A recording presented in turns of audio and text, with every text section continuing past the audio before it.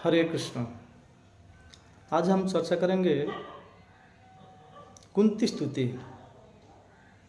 कुंती महारानी हमारा पृथ्वी में एक आदर्श नारी थे, जिनका स्तुति वेद व्यास भगवान भागवत के प्रथम स्कंद में रखे हैं। और ये स्तुति इतना सुंदर है, सारे संसार के लोग इस स्तुति को गाते रहते हैं। क्यों? क्योंकि भगवान श्री कृष्ण की स्तुति है। किसका स्तुति किए है? कृष्ण का स्तुति किए है, कोई देवी देवता का नहीं है।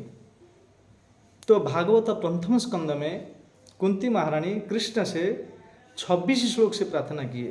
कितना श्लोक? 26 श्लोक। तो हमारे पास तो उतना समय नहीं है जो 26 श्लोक का ऊपर चर्चा कर सके। हम एक श्लोक का ऊपर आज चर्चा करेंगे। जब भी भगवान श्री कृष्ण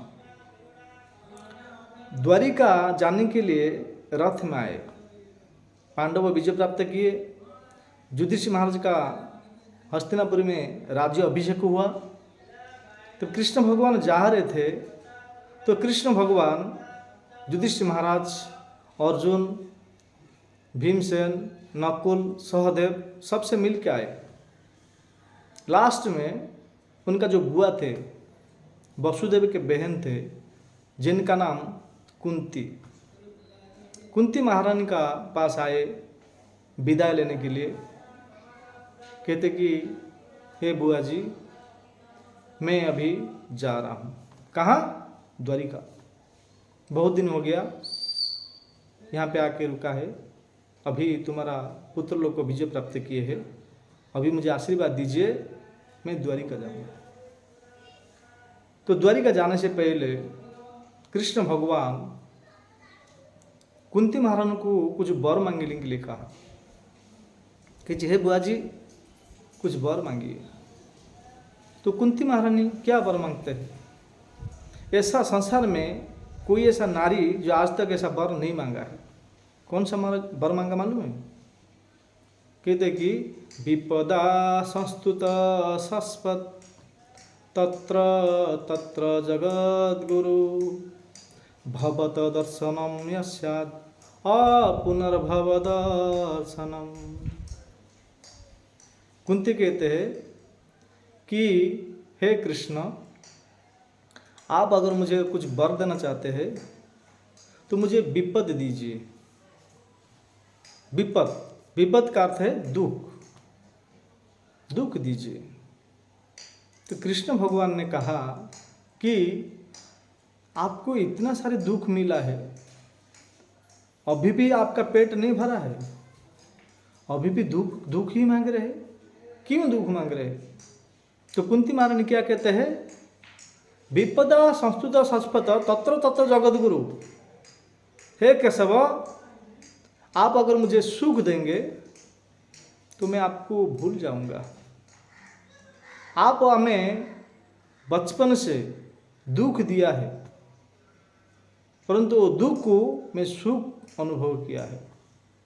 वास्तव में भक्तों, ये दुख का अंदर ही सुख छुपा हुआ है।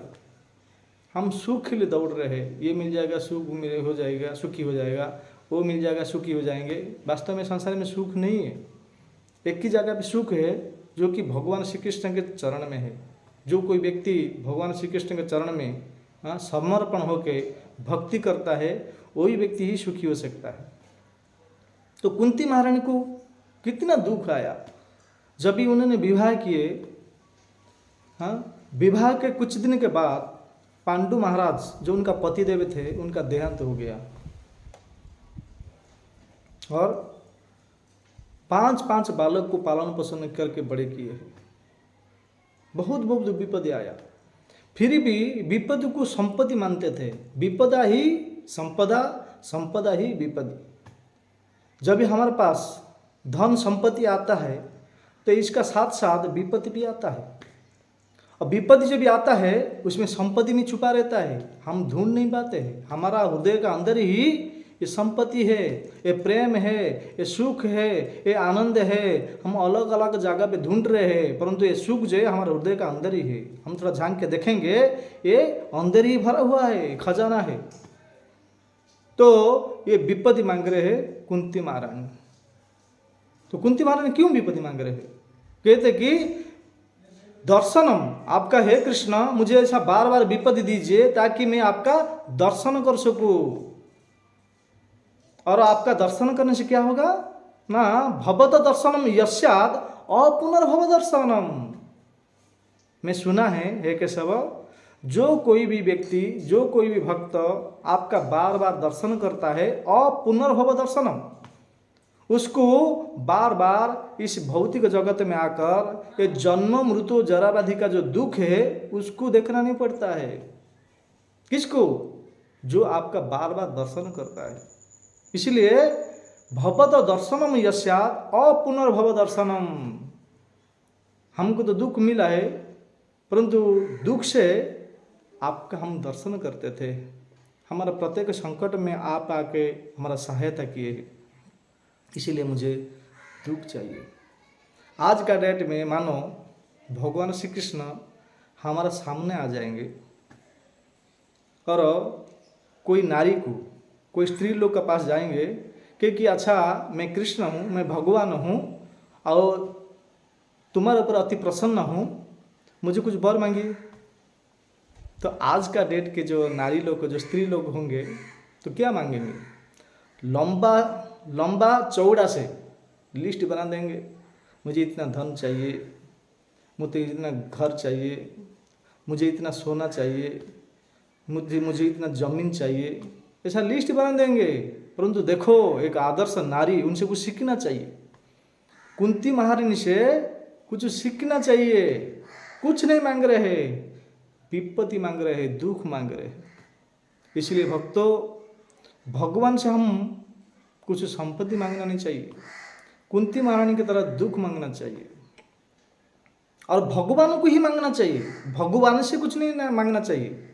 हाँ, देखिए जब ये अर्जुन और दुर्योधन द्वारिका में गए थे, द्वारिकाधीश भगवान के पास, दुर्योधन ने क्या मांगा? नारायणी सेना मांगा। द्वारिकाधीश भगवान अर्जुन को कहा कि हे अर्जुन, हे पार्थ, तुमको क्या चाहिए? तो अर्जुन ने मना कर दिया, मुझे कुछ नहीं चाहिए। तो केशव कहते हैं, द्वारिकाधीश भगवान कहते हैं, अरे अर्जुन, तुम्हारा युद्ध होगा ना, ये दुर्योधन अस्त्र शस्त्र लिया, नारायण सेना लिया, तुम कुछ अस्त्र शस्त्र ले लो, कुछ सेना ले लो, क्योंकि तुम्हारा युद्ध तो फाइनल हो गया है, कन्फर्म हो गया, युद्ध होने वाला है, क्या चाहिए? अर्जुन मना कर दिए, मुझे हे केशव मुझे कुछ नहीं चाहिए। तो क्या चाहिए? ना मुझे आप चाहिए, आपसे कुछ नहीं चाहिए, आप ही मुझे चाहिए। कहने का तात्पर्य है भक्तों, भगवान से कुछ नहीं चाहिए, भगवान को ही मांग लो। भगवान से कुछ मत मांगो, भगवान को ही मांग लो। ये भक्त ही मांगता है। दुर्योधन भक्त नहीं था? दुर्योधन भक्त था क्या? दुर्योधन नारायण सेना मांगा, अर्जुन कृष्ण को मांगा। कृष्ण ने कहा कि अर्जुन, मैं तो पहले से कह चुका हूँ, कोई भी अस्त्र शस्त्र नहीं उठाऊंगा, ये तुम्हारा घर का मामला है, मैं कुछ नहीं करूंगा, मुझे लेकर आप क्या करोगे? फिर भी माने नहीं अर्जुन, क्योंकि भक्त थे। अर्जुन ने कहा कि नहीं, मुझे आप अस्त्र उठाइए कि ना उठाइए, आप मेरा साथ में रहिए। भक्तों, जिस भक्त के पास भगवान रहता है, क्या वो हार सकता है? नहीं। भगवद गीता का अंतिम श्लोक में संजय क्या कहते हैं? यत्र योगेश्वर कृष्ण यत्र पार्थ धनुधर तत्र श्री विजय भूति ध्रुवा नीति मतिर्ममः। संजय धृतराष्ट्र को कहते हैं कि हे महाराज, जत्र योगेश्वर कृष्ण, जहाँ पे योगेश्वर कृष्ण है और धनुधर अर्जुन है, तत्र उस जगह पे श्री का धन, हाँ, तत्र धन श्री, तत्र श्री विजय भूति, वहाँ पे धन भी है और विजय प्राप्त होगा, ये मेरा मत है। संजय कहते हैं मेरा मत है। इसका मतलब है जहाँ पे भगवान श्री कृष्ण है उनको बीच में रखेंगे, उनके लिए कर्म करेंगे, तो हम प्रत्येक जगह पे सफल प्राप्त करेंगे, विजय प्राप्त करेंगे, उसमें कुछ भी संशय नहीं है। तो अर्जुन कहा कि मुझे कुछ नहीं चाहिए, आप ही चाहिए। तो भगवान आए, कुछ नहीं किए, कृष्ण भगवान कुछ नहीं किए, रथ में आकर अर्जुन का ड्राइवर बन गए, अर्जुन के सारथी बन गए। देखो भगवान कितने परम दयालु है। जो कि भक्तों के ड्राइवर बन जाते हैं। ऐसे परम दयालु कोई है नहीं। इसीलिए कुंती महारानी जानते थे, एक स्त्री होकर भी जानते थे कि कृष्ण भगवान है, मैं क्या मांगूं, उनका दर्शन ही सर्वश्रेष्ठ है। परंतु हम पुरुष है, हम कुछ नहीं जानते हैं, भगवान से अनेक अनेक प्रकार का भौतिक वस्तु मांगते हैं।